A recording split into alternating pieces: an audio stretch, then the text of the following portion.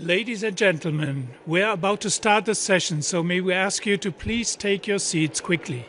Thank you. Das hat man draußen gehört. Ja? Also, okay. Pass mal auf. Ich habe Take Seats. Okay? Bitte? Okay. Kann doch mal hören. Ja? Sagen wir, ne?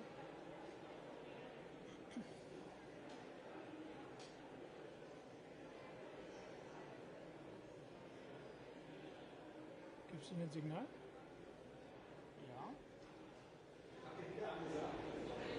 Ja. Ladies and gentlemen, may we ask you to please take your seats quickly. We're about to start the session. Thank you. Okay, so good afternoon, everybody.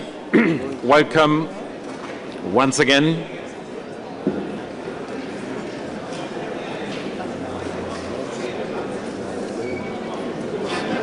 so this is already a big family as far as I see. Please.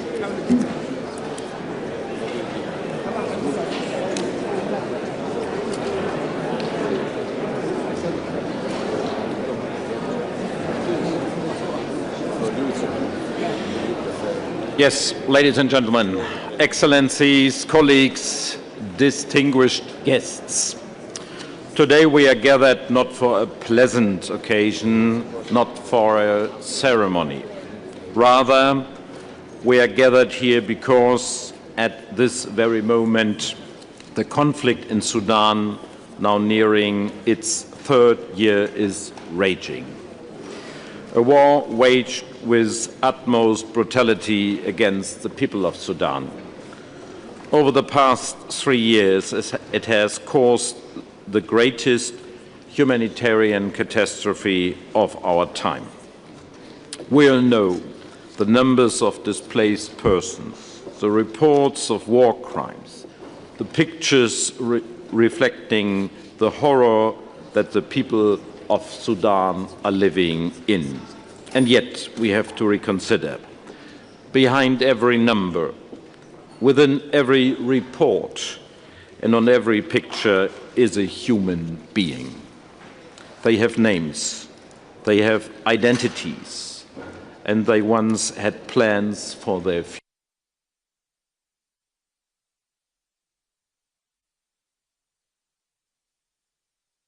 Responsibility towards the people of Sudan. This catastrophe is not getting the public attention it should. We will not stop working to change that. This is why, after Paris, after London, we meet today here in Berlin. This conference is not an end in itself. It's a necessity in light of the suffering in Sudan. It's a necessity appealing to our responsibility as the states and actors who are able to create change, to send the message to the people of Sudan that we stand by their side. It gives me confidence that all of us have decided to be part of this message together. This extraordinary crisis requires more than our attention. It requires action. Because the situation in Sudan will be far more challenging as we look to the future. I know that this is hard to imagine. Russia's ongoing war against Ukraine and the war in the Middle East are deepening the crisis for the people in Sudan and the region who are already living in unbearable circumstances. In this regard, our deepest respect goes out to the neighboring countries that are caring for those who have sought refuge with them. To share the burden they carry, we must therefore scale up our assistance and pressure the warring parties to ensure humanitarian access to people all across Sudan. Let us join forces so that humanitarian assistance and humanitarian diplomacy can save lives. In this spirit, Germany pledges €212 million of our humanitarian assistance to Sudan and the neighboring countries. We encourage our other countries, organizations, and private sector actors to join in the response. I welcome the efforts by Minister of State Serap Güler to encourage more financial contributions from the German business community. The private sector has an important role to play. But more is needed to facilitate meaningful support. In Sudan, our assistance would not reach those in need without the backbone of the humanitarian response, the Sudanese frontline responders.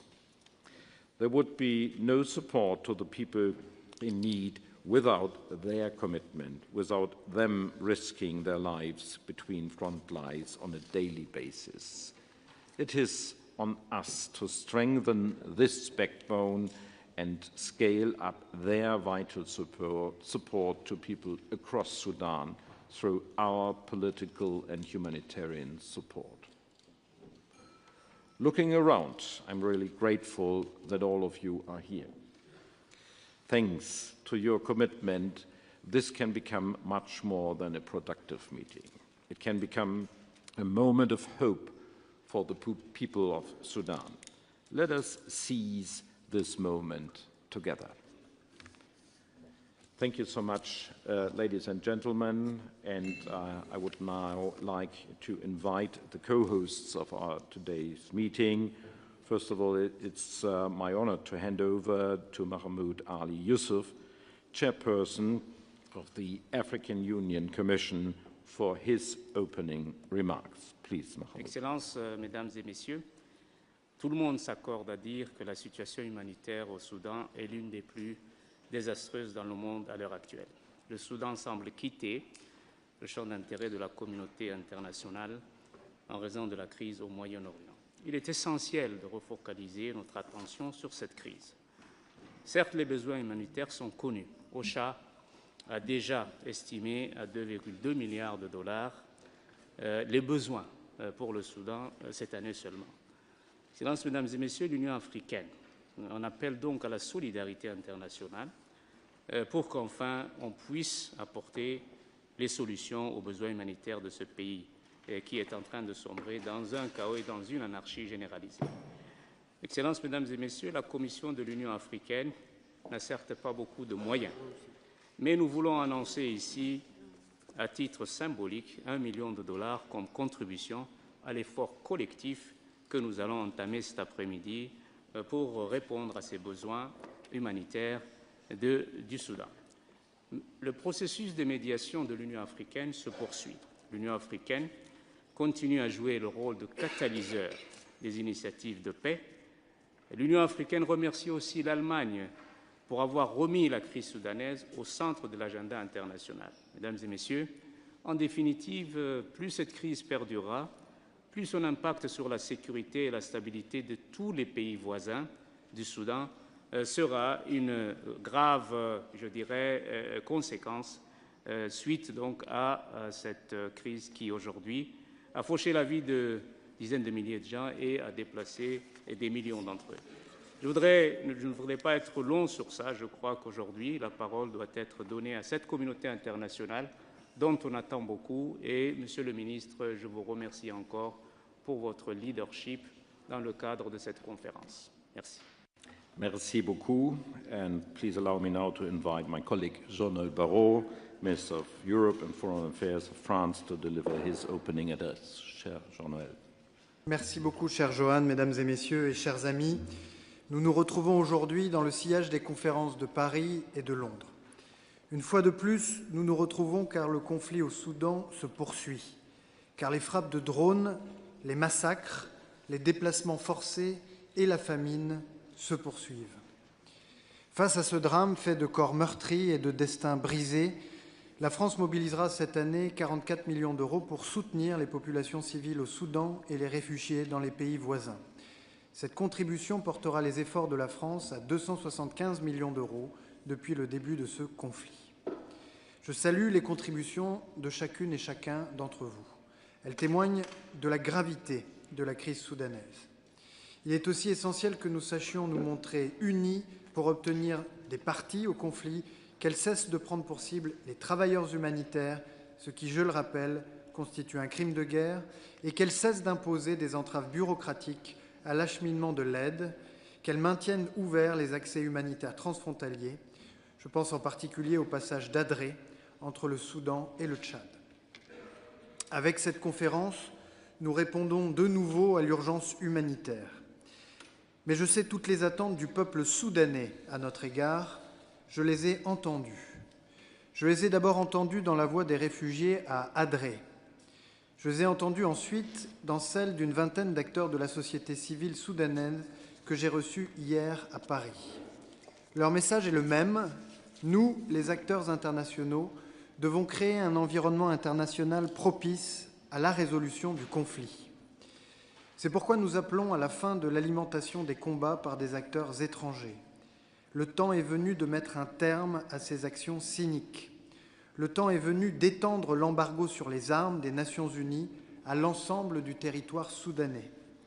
Certains États s'y opposent, comme la Russie, qui s'est déjà opposée seule à l'adoption par le Conseil de sécurité d'une résolution pour la protection des civils au Soudan.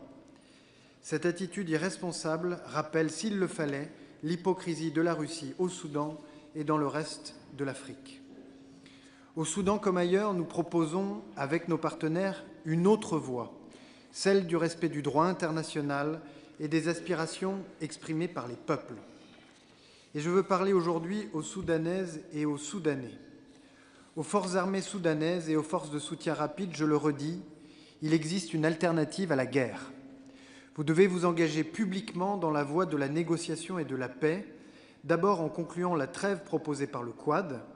Avec ses partenaires, la France se tient prête à contribuer à un mécanisme de surveillance et de vérification pour en assurer la mise en œuvre.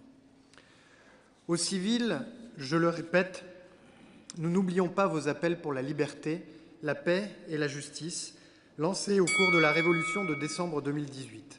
Leurs échos doivent imprégner le processus de paix à travers la tenue d'un dialogue intersoudanais entre tous les acteurs politiques et sociaux civils. Et nous soutenons pleinement l'action du Quintet pour faciliter la tenue d'un tel dialogue en faveur de la réconciliation et de la paix, et sommes prêts à l'appuyer autant que nécessaire. Hier, à Paris, j'ai reçu une délégation de jeunes Soudanaises et Soudanais, je l'ai dit, qui m'a appelé mon attention sur les difficultés que rencontrent les élèves soudanais à passer leurs examens de fin d'études secondaires. Cette situation ajoute à leur désespoir et fait craindre une génération perdue. Des solutions doivent pouvoir être trouvées à cette injustice. J'appelle ainsi tous ceux qui sont rassemblés autour de cette table à ce que nous travaillions ensemble pour répondre à cette demande. Je vous remercie. Merci beaucoup, and excuse me, please, for being so rigid when looking to the watch, because with a time frame for the afternoon. I would like to hand over to the United States of America and to Masad Boulos, the Senior Advisor to the President of the United States on Arab and Middle Eastern Affairs. Please. Thank you very much, Excellencies, distinguished ladies and gentlemen. After more than 1,000 days of this war, layered on top of decades of recurring violence, it is simply unconscionable that the suffering continues. This is not just a crisis, it's a profound failure of international resolve. And today must be more than a commemoration, it must be a turning point. It can be a turning point. The Sudanese people have endured unimaginable hardship for far too long. The voices of the Sudanese people are clear. They are calling for peace, for dignity, for a future free from fear. Under the leadership of President Trump, the United States remains steadfast in its commitment to ending this war. We are working closely with partners in this room and beyond to press for an immediate shift from battlefield to the negotiating table, from violence to dialogue, and for ending this world's biggest humanitarian crisis. The United States continues to provide significant support for the humanitarian response in Sudan and neighboring countries. In February, we hosted the Sudan Humanitarian Fund Call to Action event with allies and partners in Washington and mobilized a significant amount of pledges for the humanitarian response. We announced over $220 million in new assistance in 2026. And if we include assistance related to neighboring countries, then the amount is over $500 million for this fiscal year. And this is added to the over $579 million funded in fiscal year 2025 for Sudan alone. We urge others to do more and burden share to address funding gaps and the humanitarian needs. Thank you. Thank you so much indeed, and it's now my honor to hand over to Hajar Lahbib, EU Commissioner for Equality, Preparedness and Crisis Management, to moderate the next session on the humanitarian situation in Sudan. Please, Hajar. Thank you, dear Minister, Your Excellencies, distinguished guests, and dear colleagues and friends. It's an honor for the European Union to co-host this conference, and thank you for being here. As we enter the 4th year of this devastating war, our thoughts are with the people of Sudan, those forced to flee and those who continue to suffer. Today, many crises are competing for our attention. But let me be clear, Sudan remains a top priority for the European Union.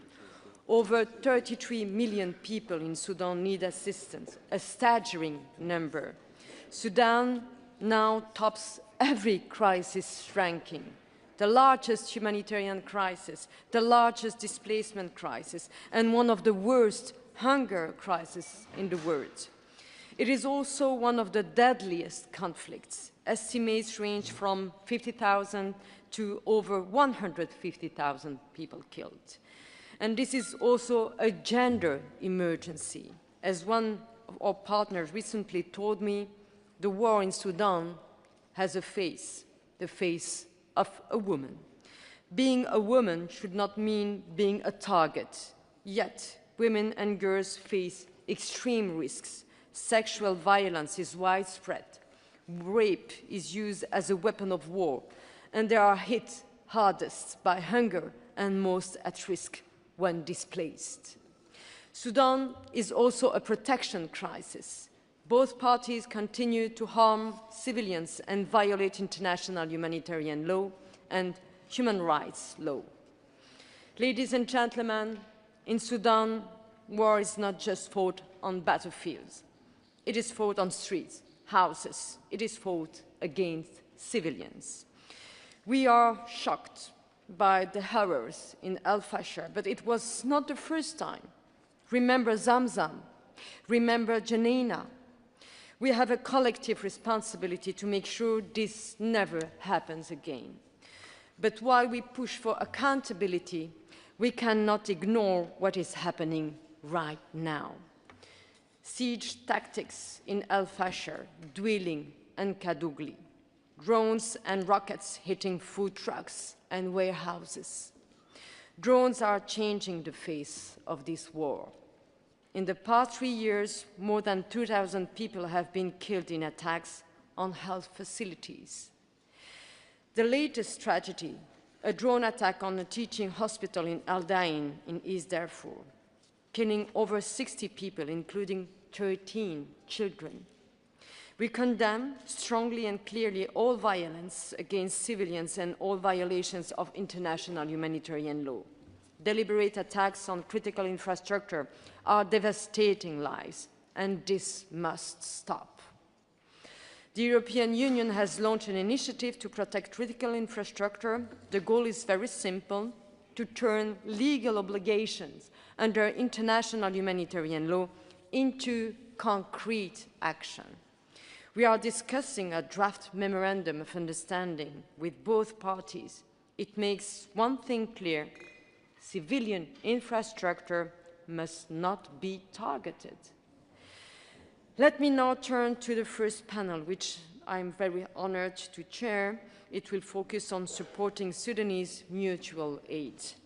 Last month, I convened a humanitarian senior official meeting in Brussels, bringing together Sudanese and international organizations, donors, EU member states, and neighboring countries hosting millions of refugees.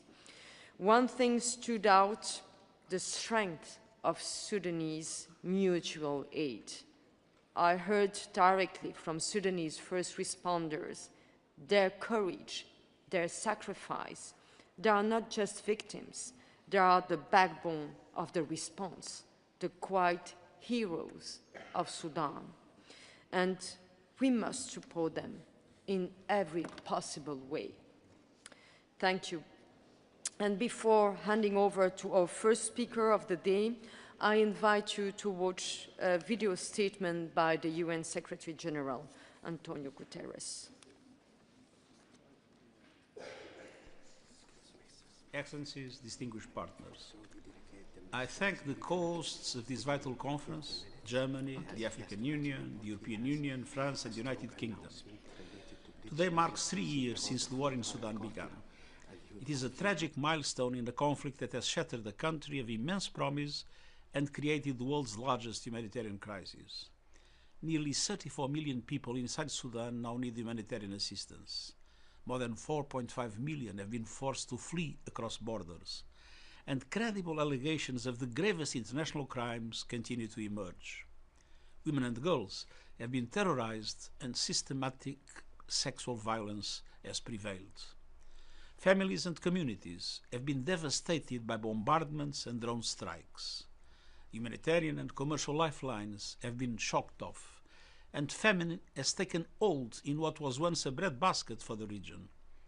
An entire generation of children has been robbed of education, and the consequences are not confined to Sudan. They are destabilizing the wider region. Excellencies, this nightmare must end. That requires unity and urgency. Civilians must be protected. Humanitarian workers must be able to carry out their life-saving work safely and without obstruction. Humanitarian operations must be fully funded. Yet last year, less than 40% of the humanitarian support required was delivered. This forced devastating cuts to food aid, medical services, and critical support for survivors of sexual violence. And despite growing needs, this year's response is falling even further short. Partners must step up.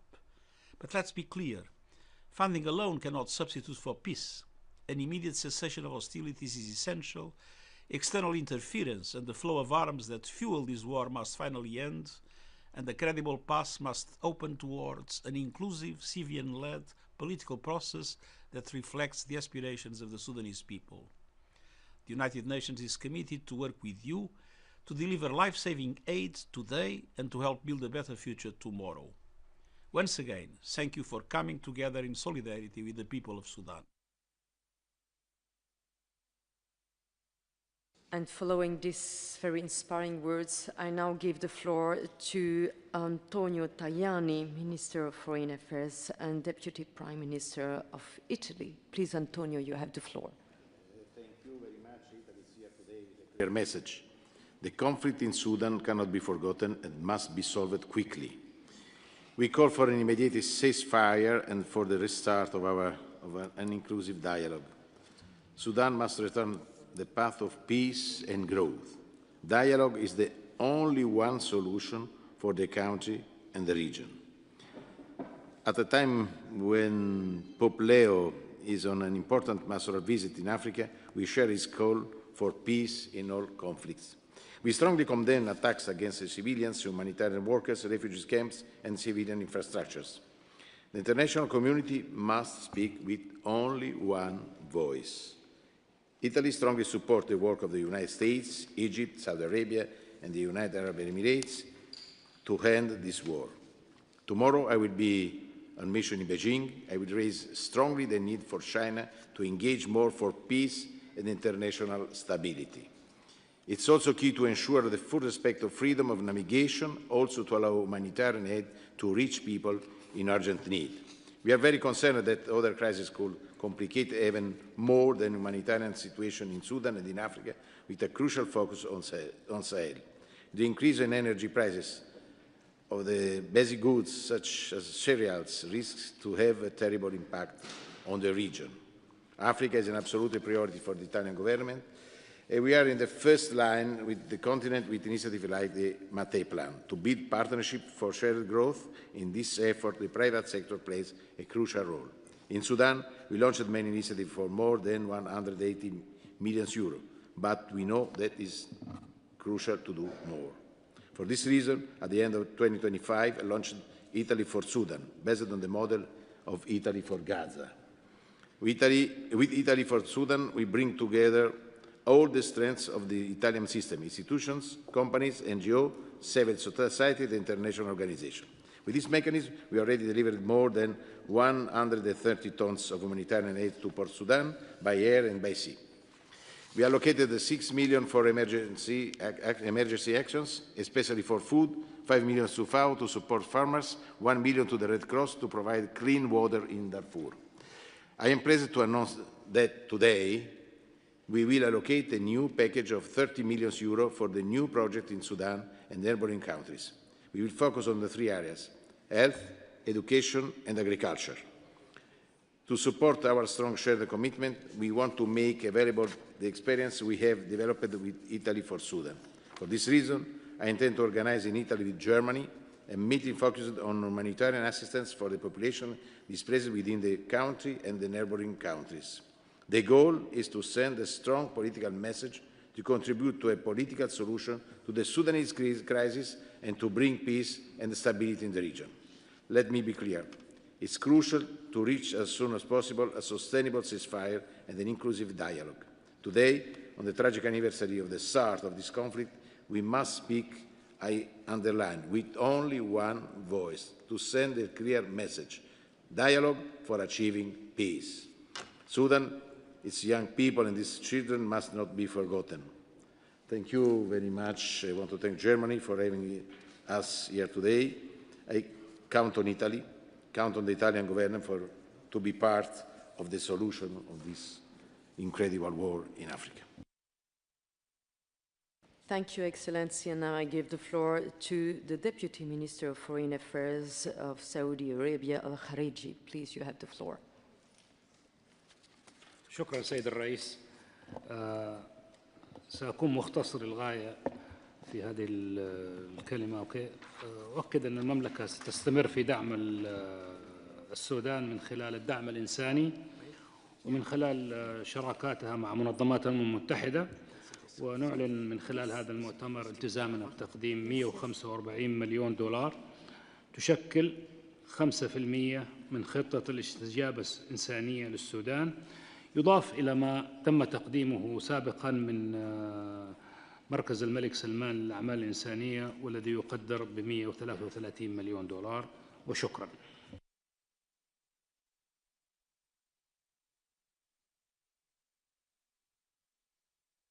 Thank you. And now it's my honor to give the floor to His Excellency, the United Nations Under Secretary General for Humanitarian Affairs and Emergency Relief Coordinator, Tom Fletcher.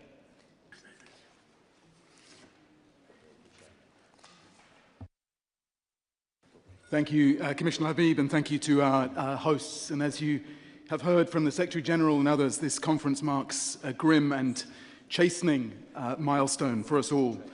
We must ask ourselves which statements were given a year ago that are similar to today's statements, and which statements do we risk giving in one more year which are similar to today's statements. Let me be very brief because UN colleagues will come in later with more detail. I'll give you the key contours, the plan, and the asks. The key contours of the humanitarian landscape right now, as I said earlier, Sudan is an atrocities laboratory. Sieges, denial of food, weaponized sexual violence, as Commissioner Labib described, the targeting of schools and hospitals. Chikwe from the WHO will say more of this later on. Drones have killed 700 people just this year, and 130 humanitarians have been killed over 3 years. I often have to call the families of those who died and they always ask, did our family members die in vain? And this isn't just a situation grinding on, it's getting worse. UNICEF, and Haneen will speak later, have documented that between January and March this year, 160 kids killed. And that's a 50% increase on the same time period last year. So 34 million people, 2/3, need help. 13.5 million people, 3 times the population of Berlin, are displaced, and you'll hear from Ralph and Ugo later on the regional implications of that. 19 million are food insecure, and Carl is just back from Darfur. 10 million kids out of school. And of course, the Middle East conflict is adding a layer to this challenge. Freight costs up 25%, rising fuel and food costs. Half of Sudan's fertilizer comes from the Gulf, and we're approaching the main growing season in April and May. So our plan, in line with the humanitarian reset, we have hyper-prioritized an effort to reach 14 million people within the overall target of over 20 million. We need $2.2 billion to do that this year. We've reached 2 million people already this year. We have devolved a lot of authority to the country team, an outstanding humanitarian coordinator. 35% of our funding is going to local organizations. We're delivering this in a reform system as part of UN80, and you'll hear more about later on, and the reset. We've got to keep the access routes open. That means ADRE, not just these 1 month, 2 month, 3 month extensions. More safe routes into the Kordofans, El Obeid, Dilling, Kadugli, and to Blue Nile. We've got to expand our footprint in Darfur. The Deputy Humanitarian Coordinator is now based in Tawila and into the Kordofans, and our Humanitarian Coordinator will be there this weekend. We now have 93 staff in Darfur, which is a trebling of where we were in October 2025. And we need you to help us prioritize the enablers, the flights, the security, the comms, the medicine, the logistics, to help our response. Our asks: please front-load the flexible multi-year funding. Our 2025 plan, as the SG said, less than 40% funded, with the leading funders 27% from the US, 14% from the EU, and between 3 and 10% from the UK, Germany, Switzerland, and Canada. Second, help us on the red tape. The visas, the travel permits need to move more quickly. We need ADRE extended permanently, and we need to reduce the delays on the approvals for our supplies and our convoys. And finally, as I said earlier, stop the flow of advanced weaponry, track the arms going in, insist on protection of civilians, and as you'll hear from Volker Turk later on, insist on accountability for the serious violations that continue. Thank you. Thank you, Tom Fletcher. And now I give the floor to Secretary of State for Foreign, Commonwealth and Development Affairs of the United Kingdom, Yvette Cooper. Thank you. Thank you, Chair, and thank you to Germany for hosting today. Earlier this year, I witnessed some of the devastating toll of the crisis at the Sudanese border in Chad and at the ADRE camp, where 85% of those there are women and children. I spoke to a community worker who said more than half of the women there had been victims of sexual violence. We saw the children separated from parents, not even knowing whether they were still alive. This conflict has caused the worst humanitarian crisis of this century, with 33 million people in need of humanitarian assistance, famine stalking millions of children, and the most horrendous atrocities, as we saw documented in the UN report on El Fasher. Last year, the UK brought partners together in London to galvanise international action on Sudan, raising over £800 million in support. But as we come together today, the war still rages and critically needed humanitarian aid is desperately needed too. So I can confirm today the UK will commit £146 million, that is over €165 million, in life-saving aid to Sudan. And as part of that, the UK will double our support to local aid groups, including the emergency response rooms and women-led organisations.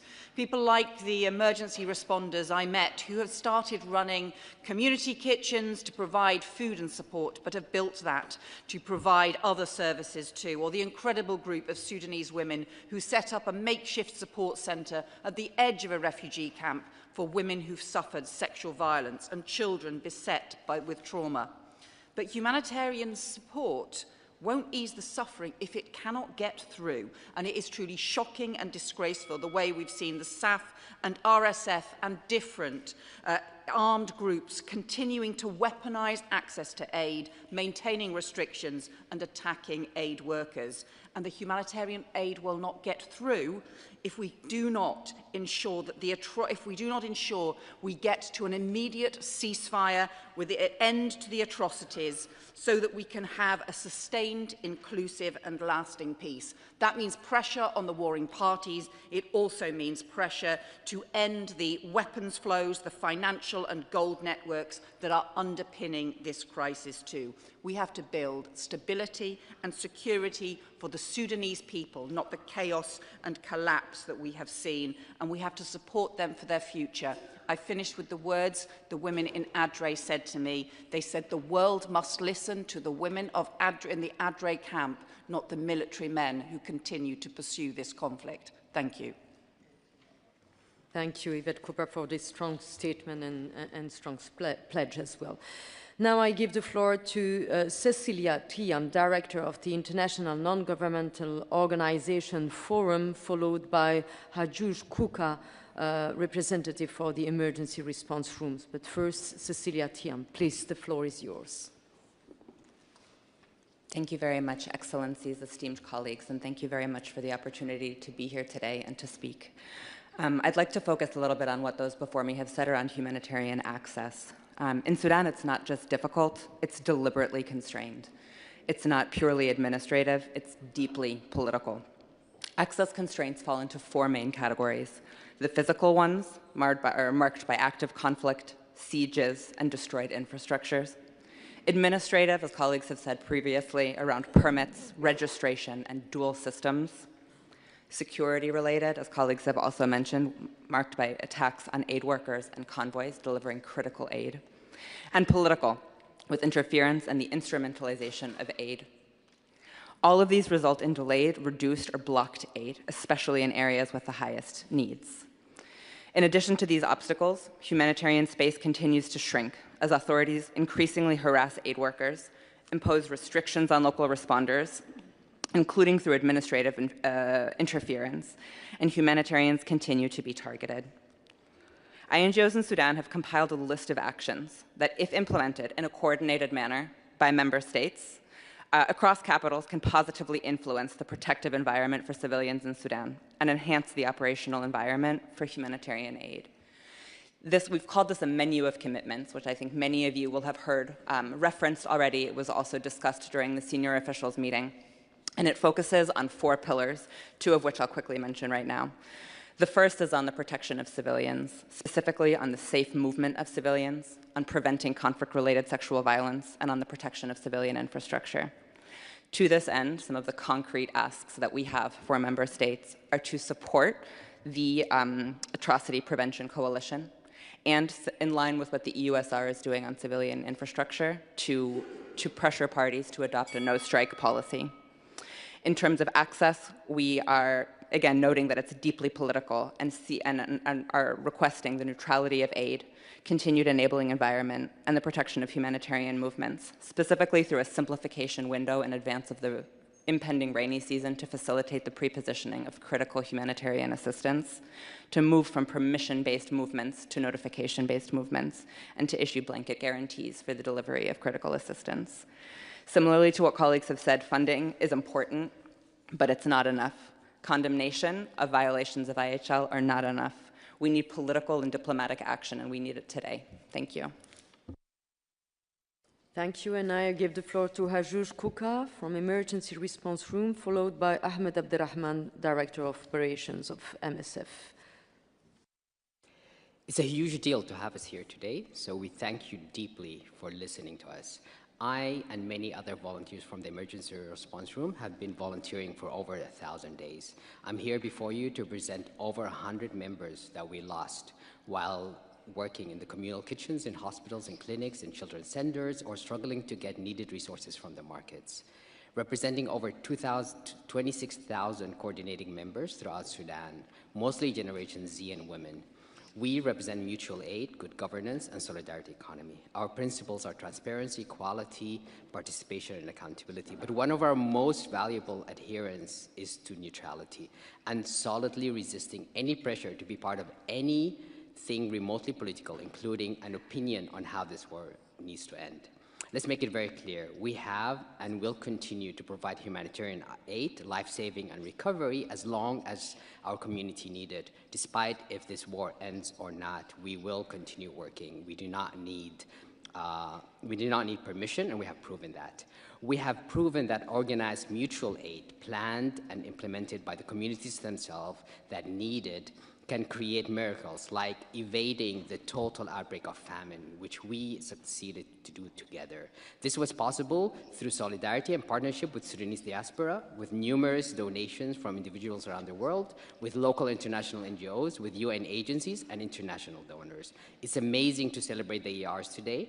It would be great to take this to the next level, providing targeted, flexible funding that is at least 15% of the total pledged funding to Sudan.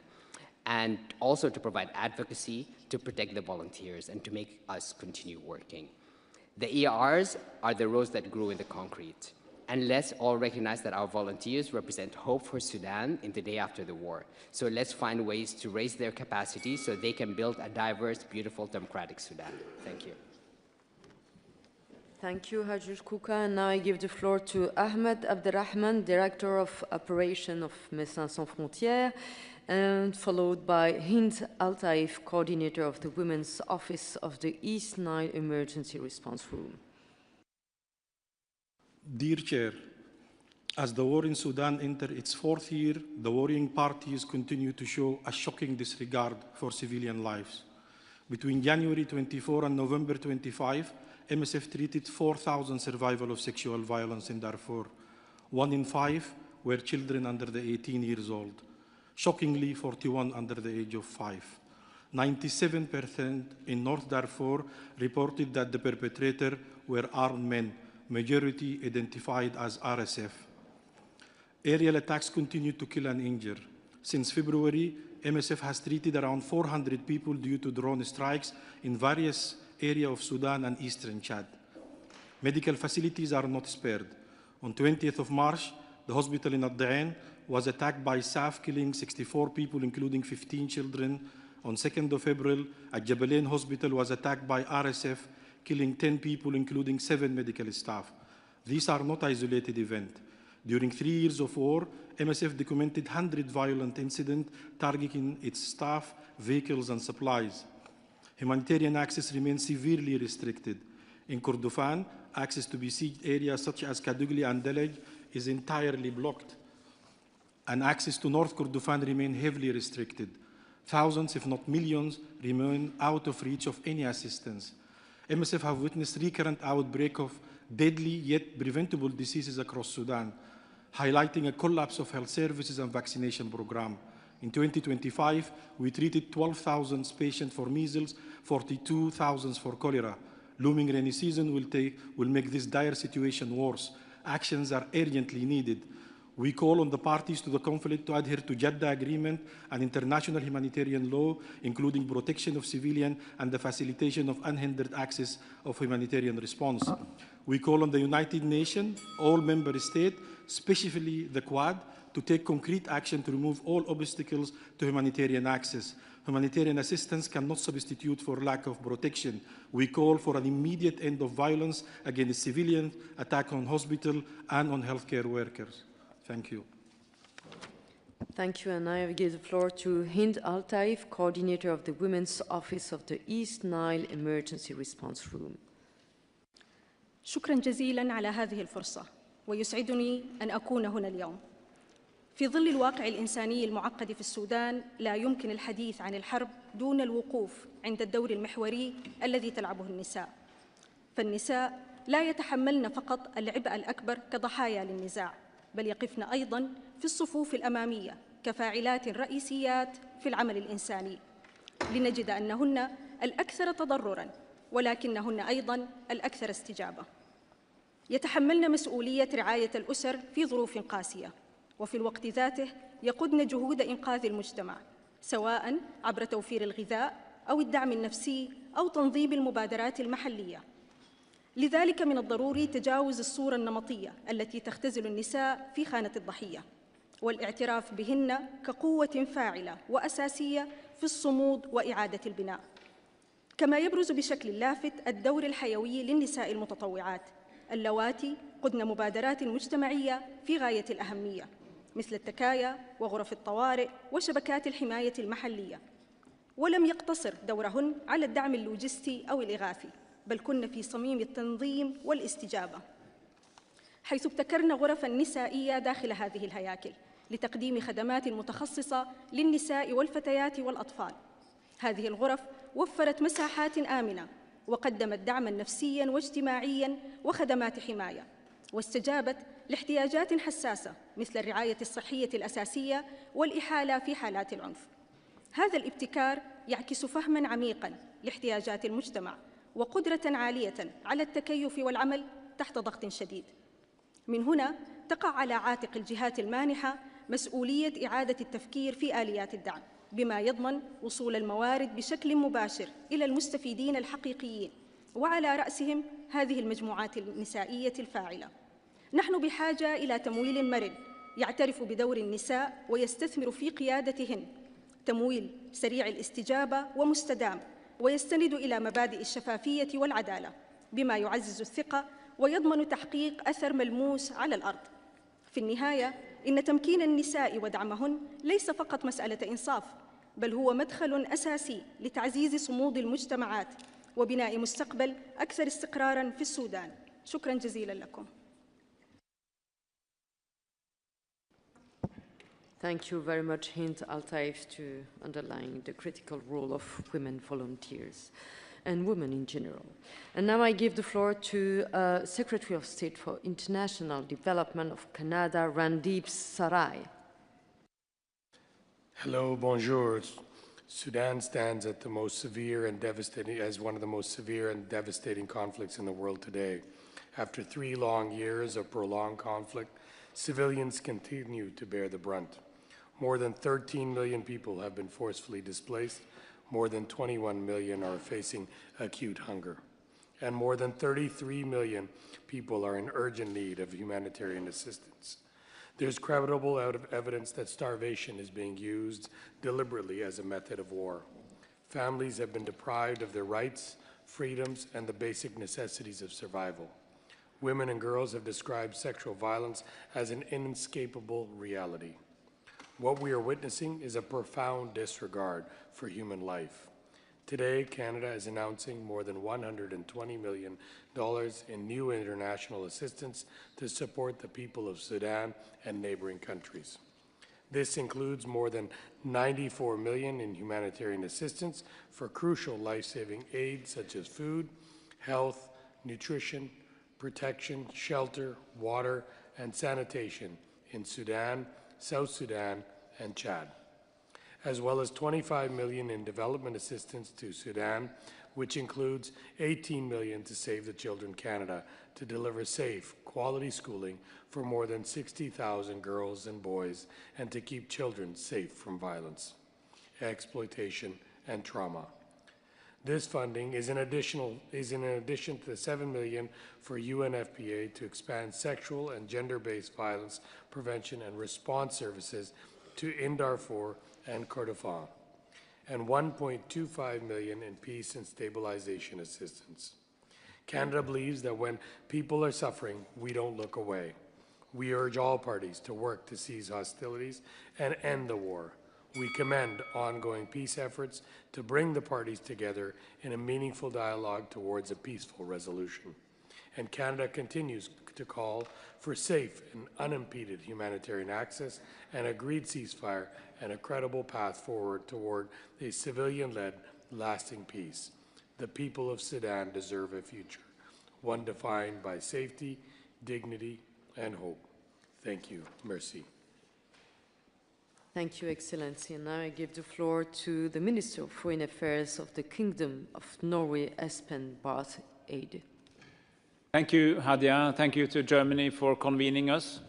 The situation in Sudan, as we all know, is catastrophic. It is unbearable and it's unacceptable. And I am appalled by the violence, by the lack of respect for human dignity and human life, and for the key principles of human rights and for international humanitarian law. The warring parties are responsible. And what we are seeing in Sudan is, frankly, a war against the Sudanese people, because they are the people who suffer, particularly, as so many speakers have highlighted, women and children. We need regional actors to enable peace, not to enable more fighting, and we need to work for a peaceful solution. But right now, we need to work for a stronger, better humanitarian effort, a humanitarian truce, and for humanitarian access. Norway today commits 42 million euros for humanitarian efforts and early recovery, and this comes on top of our core funding of the UN and other key organizations' efforts. We believe that we should all strive to do our utmost to strengthen the humanitarian effort in Sudan as we strive also for peace. And I want to end by saying that I really recognize the work of our humanitarian partners, particularly the humanitarian partners of Sudan itself, who demonstrate, as we just heard, that the Sudanese are not only victims, but also actors trying to improve their own fate. And we really need to learn from their example, because if they can, we can also. Thank you for the attention. Thank you very much, Espen. And now I give the floor to Georgos Geroperidis, Excellency Minister of Foreign Affairs of the Hellenic Republic. Please, Georgos. Thank you, Hadja. We welcome the initiative by Germany, together with allies and friends, to convene this ministerial conference at a very critical juncture of the conflict in Sudan, which has reached aggravating proportion and threatens the region with a serious humanitarian crisis. I wish to welcome the presence of Sudanese civilian voices, including local NGOs, as their involvement is absolutely necessary to achieve a settlement of the conflict. We also reaffirm our firm commitment to the unity, sovereignty and territorial integrity of Sudan and call on all parties to fully respect international humanitarian law. It is particularly necessary to develop a consistent approach towards migration and forced displacement in the Horn of Africa, which impacts flows both in the central and the eastern Mediterranean migration routes. Especially, we suggest immediate withdrawal of all external actors, creation of safe passages for humanitarian assistance, organized returns